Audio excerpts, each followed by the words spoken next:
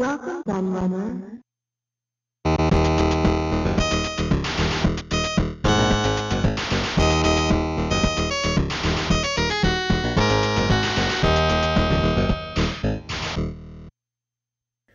Hello everybody, Q&A the Laird here, and I'm back this week with a magazine review for you. I haven't posted a new one of these for a little while now, and this is one that I promised a while back because I've spoken on previous videos about how I'd picked up an absolutely huge bundle of magazines from somebody on Facebook, and I mentioned some of the magazines that were in that huge bundle.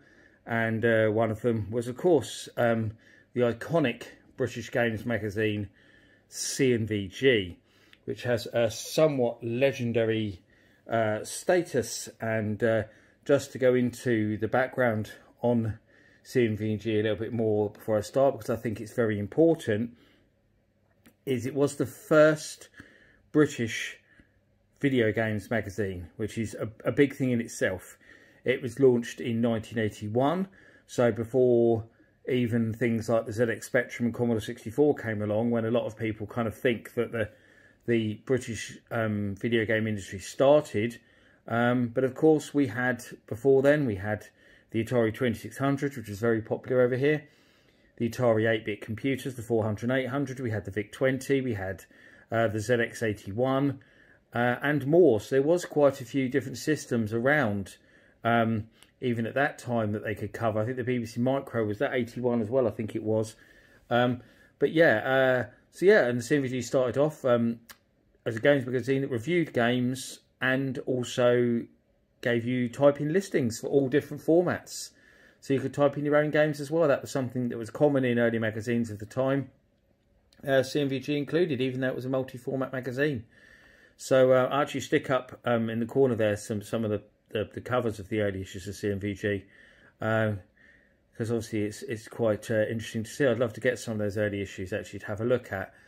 Most of these ones I've got here actually are all from the 90s, I believe all of them are, so much later, good 10 years later than C&VG debuted. The magazine lasted until 2004, which meant at the time it was the longest running British games magazine. I think it still is, I'm not sure. I mean, Edge might have taken that over now, because I think the Edge has been going for a long time now. It's kind of the only one from back in the day that's still going, really. But it may still hold the record. I'd have to check that. And then in 2004, Future decided to stop making the magazine, which upset an awful lot of people. But multi-format games magazines weren't really a thing anymore. They weren't really working anymore. There was also Games Master still around at that point, bizarrely years after the game show had finished, but that was more aimed at younger kids really, whereas C&VG was a more adult magazine, I suppose, aimed at older people. And they, if they wanted a magazine, they would buy, the official Xbox magazine or PlayStation magazine or whatever. And then it became a website, so it was a C&VG website that kept going for a further 10 years until 2014, when Future decided to shut that down as well and merged it into their Games Radar website, which is a great shame, because I feel that C&VG was a much more iconic, historic, well-known name than Games Radar, which is, yeah, it's nowhere near as good, is it? I never understood why they didn't keep it going in some capacity or sell it on. And, look at the present day where you've got, people making, like, bringing back these old magazines, like, people have brought back Zap, Crash, Atari User, stuff like that, and made new versions of them. No one's brought back C&VG, which I really don't understand. I mean, Retro Gamer did a pull-out. What was the SNES magazine that Future did? I can't remember what it was, but they did a pull-out of that as well, and they did Your Sinclair quite a few years back as well, Retro Gamer magazine, as a pull-out. But no one's ever touched C&VG. It's just kind of got lost in purgatory, and I just don't understand that. Why someone hasn't gone and tried to acquire that name from Future and do a new version of C&VG, because that would be amazing to see. But yeah, I've got, I say, all sorts of different issues. I've tried to split them up into a rough chronological order, so I'm going to start with the oldest ones that I've got going forward. I think that's the most sensible way to do it. I was trying to find a way to sort them properly, and some of them were quite hard to find out where they were from, which I'll go into, because some of them don't have covers. But yeah, we'll start here. So this is what I've got here, March 1992, issue 124. So there we go. It has a nice picture of Indiana Jones on the cover, and you'll also notice that this was about the time when C&VG started to include Go, the handheld magazine, which I will also go into more in due course. That was really cool. And interestingly, this is my era of C&VG, because although I had bought some copies before that in my ZX Spectrum days, I bought the odd one, because sometimes actually C&VG sometimes had a cover mounted game, and I remember having a Spectrum game on one side and a 64 game on the other, and they did that a couple of times, but I generally didn't buy it because I would spend my money on the three main, proper Spectrum magazines, Your Sinclair, Sinclair Use and Crash. So I only bought C&VG occasionally. But once I got a Lynx, that's when it changed, because C&VG had Go and they covered the Lynx. And not that many magazines did. And also, of course, they covered the ST as well, so I also had an ST. So C&VG was a good magazine for me to buy at that point, because I had more than one system that I was playing on, and especially for Go, it was great to have like a little dedicated handheld magazine. So my brother had a Game Boy as well, so there we go. So we're going to look at this one first. Indiana Jones: Fate of Atlantis, best indie action ever, yeah.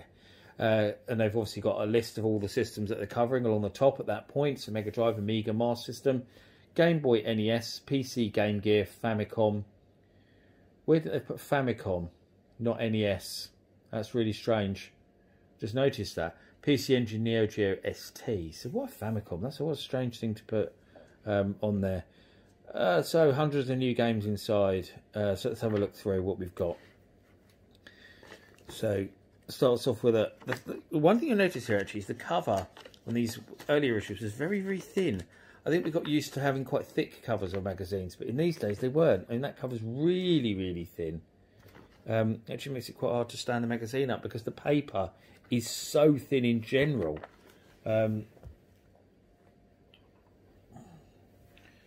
actually making it quite difficult.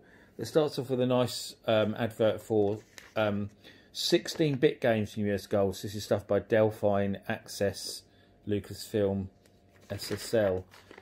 So there we go. It says our start. So we've got some drawings that people have done and sent in that include people like the Jazz Rignall, who I think was executive editor or something like that at that point. I think everyone knows who Jazz is. He came from Zap64. Still talks about those days regularly on Twitter.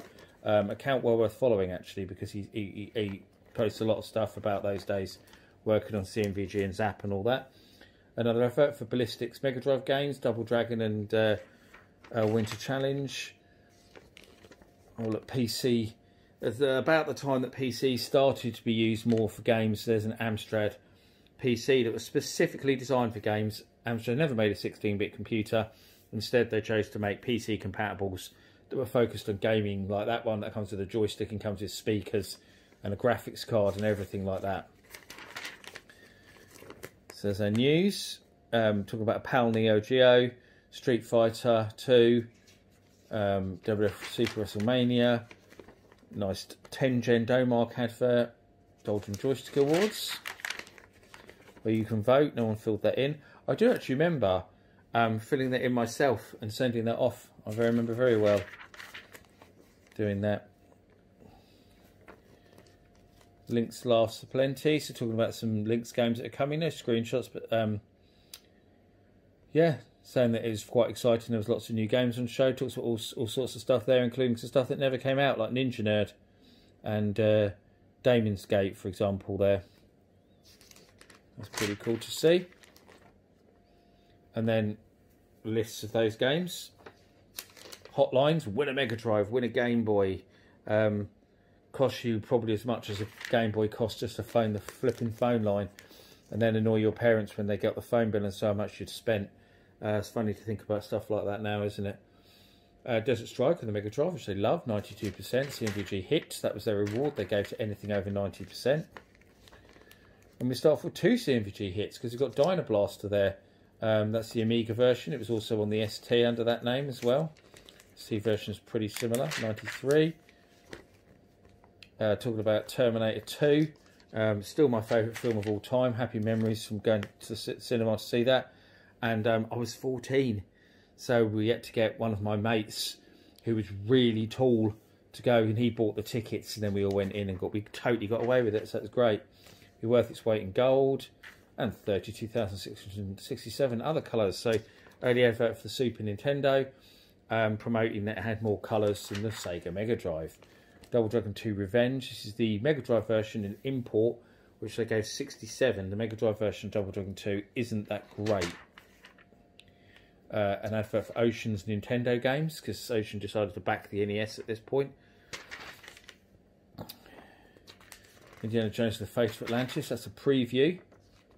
So, talking about all sorts of things there. And it says Mega CD there. There wasn't a Mega CD version of it though. They did do Rebel Assault on Mega CD though, LucasArts. Sports 4D driving on the Amiga, 84%. California Games, that's the Mega Drive version, 87. Yeah, it's a good version of Mega Drive. I really like the Mega Drive version of California Games. It is very good. Lemmings, that's the Super Nintendo version, 93. Lemmings is great on everything. There's our letters, Yob's mailbag. Good stuff. Look at the amount of letters they used to get in those days. It shows how popular the magazine was. A great poster you could put on your wall. I used to put these posters on my wall. I had loads of C&VG posters on my wall. Cheat modes, so we go. Got Terminator 2 and WWF WrestleMania and all sorts of other stuff.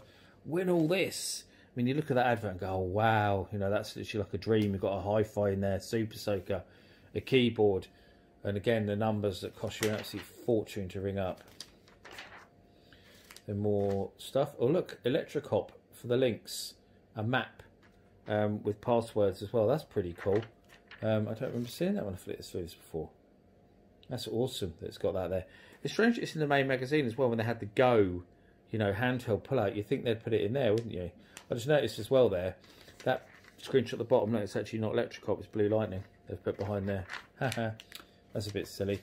Pit Fighter on the Mega Drive review, 82%. Everyone seems to have this weird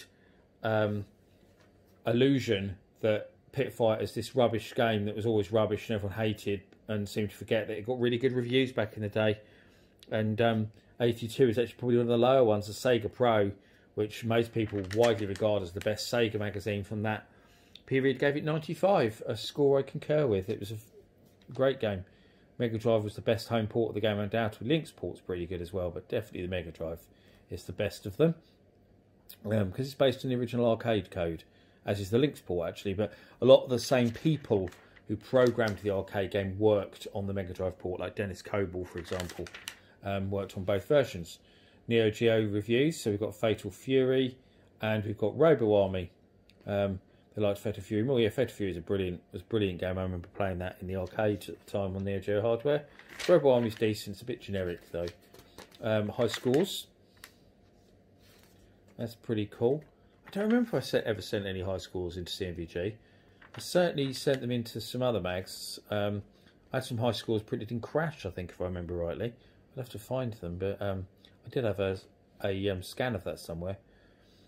Soul Feast on Mega CD, 89. And Heavy Nova on Mega CD, 80, which is surprising to see because it's not really a particularly good game. So I think they got a bit carried away there, to be honest. The top 20 all formats chart. So we've got WrestleMania there at the top, Ocean's WrestleMania. Dizzy's Excellent Adventure spelt wrong there at number 2, Simpsons number 3, so Ocean dominating there because they've also got Terminator 2 in there at number 5. They've got Robocop 3 there at number 7, Rainbow Collection there at 11. So yeah, there's a lot of Ocean in there. And there's Pit Fighter, the Domark ports at the bottom there, talking about Pit Fighter, and Final Fight just above it. Charts, individual charts. So there we've got Atari St. WrestleMania was the best-selling ST game at that point, and same with the Amiga, though they called it WWF Wrestling there for some reason for the Amiga, which is strange. Game Boy, Super Mario Land, Mega Drive, Rolling Thunder 2, which is quite surprising perhaps. Don't know where they got these charts from. I think they're import charts. I think they got them from an import shop. NES, Super Mario Bros. 3, PC Engine, Koryun. Not sure what that is, to be honest. Mercenary 3, it's the Amiga version, 88%. Super Adventure Island, Super Nintendo, 87%. Arcade Action, Final Lap 2. I'm all playing that, pretty cool. There's your good old selling pages, microcell ads, so you could send in, you pay a little bit of money, like 50p or something I think it was, and they put an advert in there and you could get rid of your old stuff. Unsurprising to see at this point, lots of people selling 8-bit. So I've noticed quite a few Amstrad CPCs there, for example, a few Commodore 64s, quite a few Master Systems. So a lot of people offloading their old 8-bit systems because they wanted to make the upgrade to 16-bit, especially I suppose the Mega Drive and SNES at this point. Preview Space Gun Ocean. Preview Parasol Stars. Leisure Suit Larry, Shadowlands, Thrash Racer, Hostile Breed, Hot Rubber Born to Burn. And that's it. That's that issue. There's an advert for Space Gun on the back there. So the next issue, this is rather strange because you'll notice if you look, there is no issue number or year. I did some searching and did find out that it was from 1992. I think it's actually before the last issue we looked at because it's got a cheaper price. I thought I wrote on it actually what issue it was, but I obviously didn't. I thought I must be getting confused with another one. And annoyingly, although the cover's on there, it seems to be missing the first couple of pages because it starts on number 5. Some of these are a bit tatty, unfortunately, which is annoying. But I was just told that they've been well read over the years, so I suppose they got the most out of them. So there we go. There's a beginning bit, and there's a bit talking about the Amiga CD TV there. Interestingly, CD-ROM, very new thing at this point. Xenon 2 there, of course. Actually, what did they say there? Verdict. Yeah, they weren't sure about it because they said it's 6-year-old technology, and it was far too expensive at £700. They went wrong. Golden Joystick Awards. So best graphics, Shadow of the Beast 2 for 16-bit, Midnight Resistance for 8-bit. Best soundtrack, 16-bit, Speedball 2. Best soundtrack, 8-bit, Robocop 2 Ocean. Hard to argue with any of those, really, in a way. Best simulation, F-19. On that, same for 8-bit and 16-bit. Best coin-up conversion, 16-bit, Golden Axe by Virgin. Best coin-up conversion, 8-bit, Rainbow Islands Ocean. Hard to argue again. Best console game, 16-bit, John Madden. Meh. Best console game, 8-bit, Mega Man. Meh. PC Game of the Year, Railroad Tycoon. Awesome. Game of the Year, 16-bit, Kickoff 2. Ugh. Game of the Year, 8-bit, Rick Dangerous 2. Yeah, I can see that. Hardware Manufacturer of the Year, Sega. Software House of the Year, Ocean. And there's Gary, oh God, what's his name? I can't remember his name now, from Ocean. That's Danny Baker up the top there as well. He was the guy who headed Ocean. I can't remember his name at this point for some reason. It's totally escaped me. So Sega News, there's a new complete guide to Sega. They were starting to capitalise in on the console stuff. The C&VG complete guides were brilliant. I used to always buy them. They were really, really good. There was one. The console guides were particularly good because they also covered all the Atari systems. The Sony 800 was in there, the 2600, the Lynx. So they were really good. C&VG News, special report, Back to the Future, the Pinball Challenge. An advert for the Commodore CD TV. This keeps slipping down because it's a really thin paper. Merck's review, Amiga and Spectrum is what they've reviewed there, looks like. Although there doesn't seem to be any Spectrum screenshots, they've used all Amiga screenshots, so which is a bit stupid really. If you're reviewing a Spectrum version, show some Spectrum screenshots. You're giving it 87 and Amiga 90, but you haven't shown a single Spectrum screenshot. That's really stupid. advert for the Master System there. Very cool. The old mailbag, very long again, and some of those more phone-in numbers. C&VG Challenge. There's an advert for that complete guide to Sega that I talked about. Battle Command, very good game there. There's some more high scores. Great Hit Squad advert there. Hit Squad games were so good. Re-releases of the Ocean full price stuff. So win this Sony video recorder. Awesome. Iron Sword Wizards and Warriors on the Nintendo. 79. There's a brilliant Lynx advert. Gotta love that. Your own arcade. I remember having that on my wall before I even got a Lynx. My friend had one before me, and I really wanted one. Midnight Resistance. That's the Mega Drive version. So I liked that a lot. 86. Supercars 2. Amiga 91. They talked about ST a little bit there, saying it should be pretty much the same. Don't know why I didn't just review them together, to be honest. They did that in the earlier years. I think this is ST was starting to tail off a bit by this point, I think, and they seem to be more interested in Amiga. Roger Wilco, PC. 90. Darius Twin, Super Famicom. 88. F-15 Strike Eagle. Jangar Khan Squash. They reviewed that across everything, like ST, Amiga, Amstrad, Spectrum. I was writing a review of that actually the other day for a book because I played that quite a bit back in the day and it was pretty good. I didn't think I would like it, and I did. There's cheats and stuff, some stuff, Tips Guide to Lemmings, Legend of Zelda 2. There's our chart. Look, it's stupid because they've put it individual formats. You've got Magic Land Dizzy's 1, 2 and 3 on Spectrum 64 and Amstrad. Yeah, very, very strange where they've done that. And then the individual charts. Final Whistle was top on ST and Fantasy World Dizzy. And budget stuff at the top. Amstrad, Magic Land Dizzy, Amiga Swiv, Mega Drive Midnight Resistance, Giant Nuke at number 2 there, good to see. Fell from number 1 apparently. 64 Magic Land Dizzy Double Dragon, PC Engine Paradox of Stars, NES Mega Man 2, Spectrum Magic Land Dizzy as well. What we got here, bite-sized reviews. So they've got some more reviews, just in a small amount there. So there's some stuff for the Amiga, some Atari St reviews there as well, which is good. Some Neo Geo. Is that Neo Geo? Oh, no, 1975. I thought it was Neo Geo, and it's not. It's all SD stuff. Okay. So what did they got? These Skull and Crossbones. They didn't like a lot of the stuff that month, did they? Corn 64 Spectrum.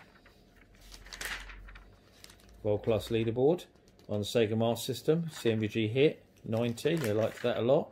Switchblade 2 Amiga. Again, it talks about ST at the top there. 92. Switchblade 2 is a good game. Have I just missed a page? Yeah, Moto Roader 2 PC Engine. 89, so that is a good game. Ultraman Super Famicom 81. That's not a good game. Very generous score for a rather crap one-on-one fighter. Jet Fighter 2. That's PC. 93, so CVG Hit. Days of Thunder on the Nintendo NES. 30%. Yes, it is monumentally cack. They are right. The film wasn't that amazing either. Legend of Hero Tonma. It's PC Engine. 87. Sword of Vermilion on the Mega Drive. 91. Street Fighter 2 Arcade. They became absolutely obsessed with Street Fighter 2 C&VG. They gave it 93 there, but my God, did they become obsessed. They would not stop covering the game. Literally from once they played the arcade version, it was like in every issue they were just, oh, it took over, absolutely took over. And then when the SNES version came out, it was even worse. There's a nice little Telegames advert there actually. In the corner there, advertising all the stuff they do, including Atari 2600 and 7800 and Lynx Chess Challenge, their first Lynx game. now in stock. Oh look, Naughty Joke line, great. Sonic the Hedgehog preview, pretty amazing. And saying about here, down here, that US Gold are doing the home versions of Sonic. I remember that being announced, and it was bullshit. They weren't. There was no home versions of Sonic. It never happened. Some previews there. Star Wars, Myth, Turbocharge, Arbo Baseball 2, Hydra, Birds of Prey, Chuck Yeager's Air Combat, Rodland. They were really good conversions. They were Rodland home conversions. My good friend Sean McClure worked on them. Double Dragon 3, the Rosetta Stone sliders. There we go, that's it. And to just finish this video off, I did mention Go. I've got one odd issue of Go here. The cover was of Spider-Man as well, the same as that. It has no cover on it. I don't seem to have the issue of C&VG that this issue of Go matches. So I thought I'd just stick it on the end of this first video on its own, because it's nice to see what C&VG Go is. I've got another one of these actually, which will be in an upcoming video, so I won't spoil it. But yeah, so this would literally just be in the middle, stapled separately, but it would be in the middle of the magazine, and you had to actually physically pull it out because it was like double stapled. So you couldn't just like nick the Goes from the middle without quite a bit of effort. But it's a very cool idea the way they did it. Really was. So it was obviously only a small magazine, but it had a completely different style, as you'll see. The way it looked and everything was completely different. So it's talking about Lemmings and X for the Game Gear. Sorry, for the Game Boy. Lemmings for the Game Gear, X for the Game Boy. Paperboy coming to Game Boy. Actually, was this a Batman Returns cover? It might have been a Batman Returns cover, actually. Thinking about it, not Spider-Man. So I may actually have the issue that goes with this one. I'm not sure. I'd have to look through. Quite possibly, but anyway, we'll still go through it. So, because it's separate, we've got a review of Batman Returns on the Lynx, which was obviously a massive release for the Lynx, because there was a 15-minute, I believe it was, if I remember rightly, trailer for the game before the film in the cinemas. So it gave a massive boost to Lynx sales. That appearing on there, it was a really big name game. They quite liked it, 83. People seem to either like it, not love it, people seem to either like it or absolutely hate it.